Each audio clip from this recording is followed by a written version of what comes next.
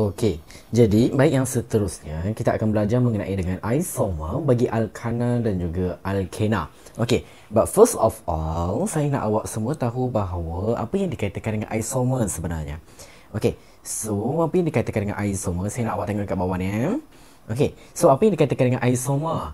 Isomer itu merupakan satu sebatian Okey, satu sebatian yang mempunyai formula molekul. Okey, nampak dekat sini formula molekul yang sama. Tetapi formula struktur yang berbeza. Okey, untuk bagi awak clear, untuk bagi awak nampak situasinya sekarang ini. Okey, andai kata kita ada satu sebatian A dan juga sebatian B. Okey, di mana sebatian A ni andai kata saya ambil alkana Okey, andai kata saya ambil alkana. Okey, di mana kat sini contoh yang saya nak bagi adalah contoh untuk A kita ada C5 H12. Okey, ini adalah alkana Ini adalah alkana, di mana kalau C5 ni awak tahu dia akan adalah pentana. Okey, so kalau awak refer kepada maksud isomer ialah satu sebatian yang mempunyai formula molekul yang sama. Bila dia kata mempunyai formula molekul yang sama, bermaksud A dan B ini formula molekul dia adalah C5H12 lah, sebab dia kata sama, betul? So C5H12.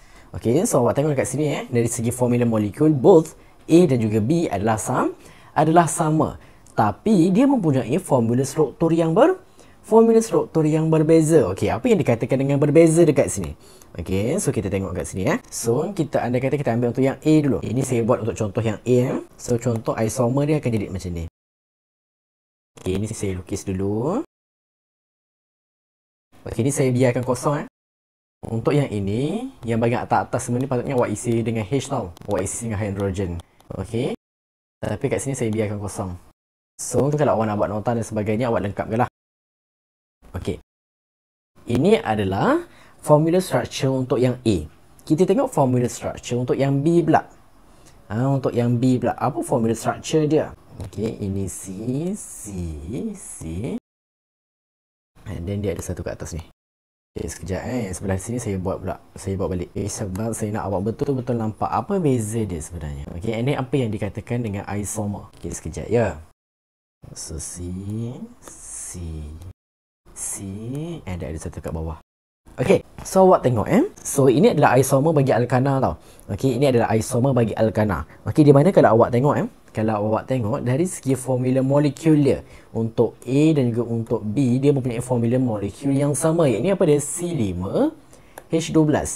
Dua-dua sama. Tapi bila datang mengenai dengan formula structure, untuk yang A dia bentuk dia macam ni.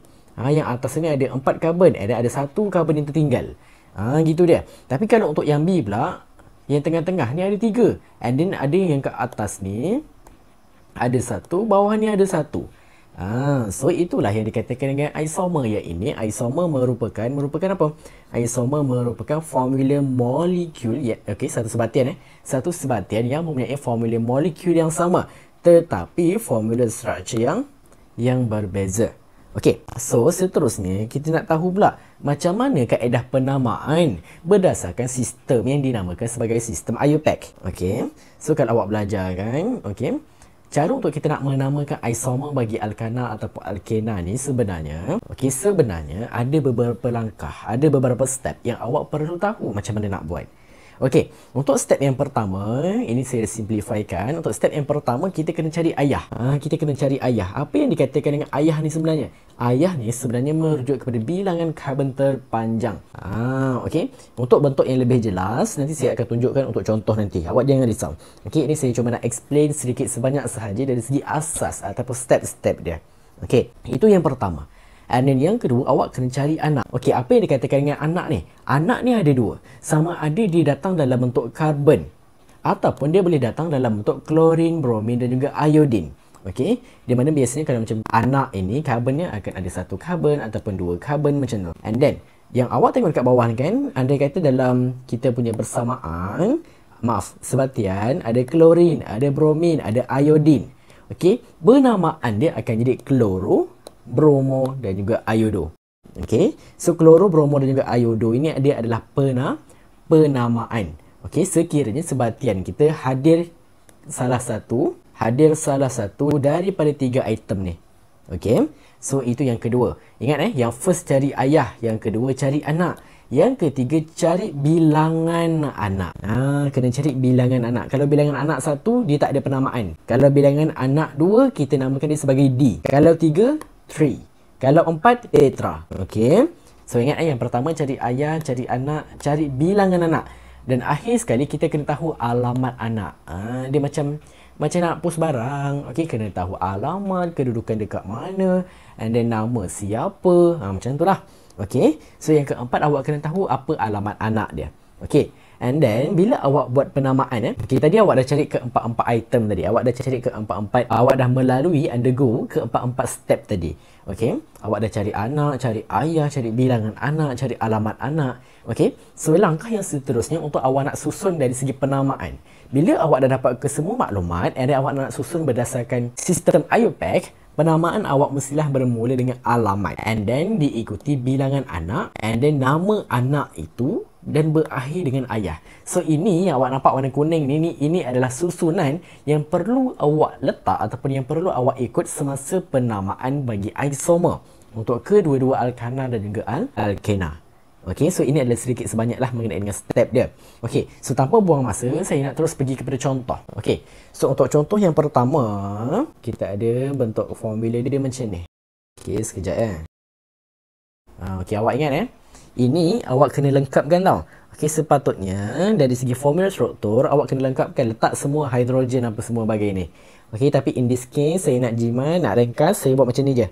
Okey, sebab ini adalah yang utama. Okey, so andai kata formula structure yang pertama kita untuk sebatian karbon, kita ada bentuk dia macam ni. Okey, so awak ingat balik berdasarkan dengan step tadi lah. Step yang pertama disuruh cari ayah. Ayah ni siapa? Ayah ini adalah bilangan karbon terpanjang. Okey, macam mana nak cari bilangan karbon terpanjang? Dia akan jadi macam ni. Okey, perhatikan elok-elok Macam mana kita nak cari bilangan karbon yang terpanjang? Sekarang ini, dekat rantaian karbon kita ni, kita kena letak number tau. Okey, contoh kat sini kita letak 1, kat sini letak 2, kat sini letak 3, kat sini letak 4. Okey, so ini adalah rantaian karbon yang pertama. Ini adalah rantaian karbon yang pertama. Okey, rantaian karbon yang kedua dia akan jadi 1, ini 1 ini 2, dan yang bawah ni dia akan jadi 3. Okey, bermaksud kalau awak tengok dekat sini kan, kita akan ada 2 rantaian tau.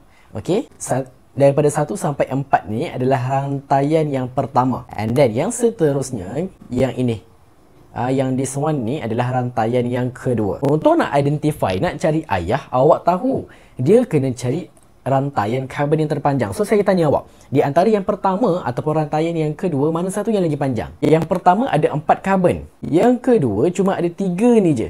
So dia kat sini, so dia akan jadi mula daripada 1, 2 turun bawah, itu 3. Okey, kalau yang pertama tadi dia terus straight, ada 4 macam ni. So mana satu rantaian karbon dia yang lebih panjang? So awak tahu yang lebih panjang adalah yang pertama ni tadi, 1, 2, 3, 4 ni, betul? Okey, so ini adalah awak punya rantaian karbon. Okey, sekejap, awak tak nampak lagi ni. Okey, so sekejap So awak tahu rantaian karbon yang terpanjang awak akan jadi yang bahagian atas ni tadi. Dia akan jadi yang ini. Okey, jelas So ini adalah awak punya ayah. Dia akan jadi ayah awak. Okey, so awak tahu, awak dah cari ayah. Macam mana dengan penamaan dia pula? Penamaan dia sebenarnya sama sahaja. Okey, so awak tahu ini akan jadi awak punya ayah. Okey, so saya nak awak perhatikan elok-elok. Walaupun sekarang ini kalau awak tengok, karbon dia ada berapa? Karbon dia ada 4. Betul? And then awak tahu dia adalah kat sini ada single bond. Semua single bond. So bila single bond bermaksud dia adalah alkana. Okey, so kalau kita ikutkan, bila karbon dia ada 5 kat sini, sepatutnya dia jadi apa? Sepatutnya dia jadi pentana. Betul? Tapi disebabkan sekarang ini dia dah termasuk kepada isomer. Bila dah termasuk kepada isomer, penamaan dia berbeza. So berbeza tu dari segi macam mana, cikgu? Okey, so untuk ayah ni awak tengok, untuk bahagian ayah ni karbon dia ada berapa? Ada 1, ada 2, ini 1, ini 2, ini 3, and then yang ini 4, betul? So nak cari ayah, awak kena bergantung kepada 4 ni sahaja. Penamaan ni samalah. Okey, kalau 4 untuk alkana, dia akan jadi apa? Dia akan jadi butana. Ini untuk ayah ya. So untuk ayah, nama dia adalah butana. Okey, selesai kat situ. Sekarang ni kita nak cari anak pula. Anak ni yang mana? Okey, sekarang ni nak cari anak, dia adalah yang tertinggal, yang tak termasuk ke dalam bahagian ayah tu tadi. Okey, bahagian ayah yang bahagian atas ni, betul? So yang bawah ini, yang ada satu ni je, ini adalah anak dia. Itu adalah anak dia.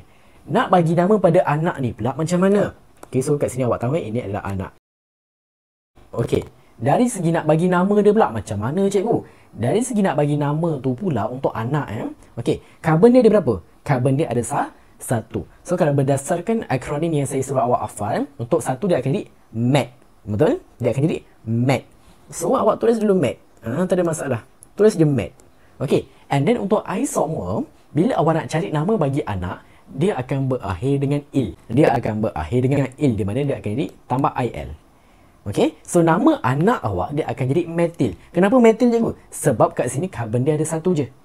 Anak dia kat sini ada satu je. So kalau satu berdasarkan akronim, nama dia adalah met. Tambahkan dengan il, dia adalah metil. Okey, so selesai awak dah cari ayah dia, awak dah cari anak dia. Okey, yang seterusnya kita nak buat apa? Yang seterusnya cari bilangan anak. Nak cari bilangan anak, awak tahu kat sini ada satu je anak dia ni. Ada satu je. So berdasarkan yang tadi yang saya dah ajar tadi, kalau bilangan anaknya cuma satu sahaja, tak ada penamaan yang khusus. Okey, tak ada penamaan yang khusus. So tak ada masalah dekat situ. Okey, kita boleh skip lah. Yang seterusnya, akhir sekali kita kena cari alamat anak. Nak cari alamat anak ni pula macam mana cikgu? Nak cari alamat anak, awak kena tengok berdasarkan yang first tadi kita buat. Okey, yang first tadi kita buat macam mana? Kat sini kita mula dengan satu, betul? Karbon yang pertama, ini karbon yang kedua. Ini karbon ketiga, ini karbon yang keempat. Betul tak? Ingat balik tak waktu mula-mula tadi? Okey, alamat anak kita kena tengok. Anak ni dia terikat dengan karbon nombor berapa? Dia terikat pada karbon nombor berapa? So sekarang ni awak tengok anak ni sekarang dia terikat pada karbon nombor 2. So awak kena ingat alamat anak sekarang ni adalah nombor 2. Okey, bear in mind benda tu. Okey, so sekarang ini berdasarkan formula struktur kita dah jumpa dah ke semua maklumat yang kita nak. Sekarang ni sampailah masa untuk kita nak bagi penamaan pada dia. Okey, ingat untuk dari segi penamaan, first of all kita kena letakkan alamat anak. Alamat anak pada alamat nombor berapa? Alamat nombor 2. So letakkan dulu kat sini. Itu yang pertama.